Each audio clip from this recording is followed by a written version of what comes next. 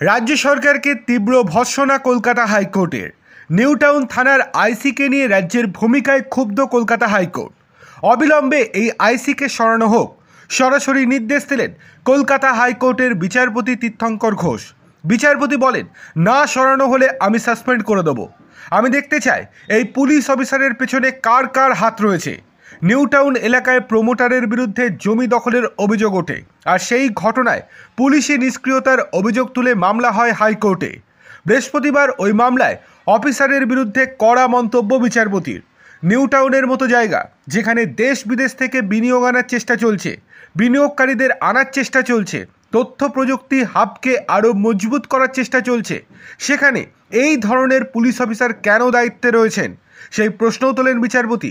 বিচারপতি তীর্থঙ্কর ঘোষ বলেন, রাজ্য কি নিজেই নিজের সম্মানহানি করতে চাইছে? এখানেই শেষ নয়, এই পুলিশ অফিসারের আগের রেকর্ড সম্পর্কেও মন্তব্য করেন বিচারপতি।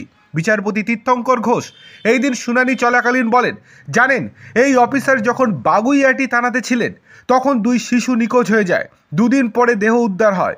এই অফিসার কিছুই করতে পারেননি বলে অভিযোগ ওঠে। 3টি গাড়ি একদিনে চুরির অভিযোগও একইভাবে নিষ্ক্রিয়তার অভিযোগ উঠেছিল। আসলে ভালোভাবে প্রশিক্ষণই পাননি তিনি। রাজ্য জানিয়েছে পুলিশ কমিশনার নিজে ডেকে ওই আইসিকে সতর্ক করেছে। এতদিন পরে শুধু সতর্ক করা হলো? এই কথা শুনে বিস্ময় প্রকাশ করেছেন বিচারপতি। এই অফিসারের বিরুদ্ধে কি ব্যবস্থা নেবে রাজ্য, তা জানাতে হবে পরবর্তী শুনানিতে। আগামী 10ই জানুয়ারি এই মামলার পরবর্তী শুনানি। যদি কোনো ব্যবস্থা না নেয় তাহলে সেক্ষেত্রে কলকাতা হাইকোর্ট ডাইরেক্ট সাসপেন্ড করবে বলে দিয়েছেন বিচারপতি।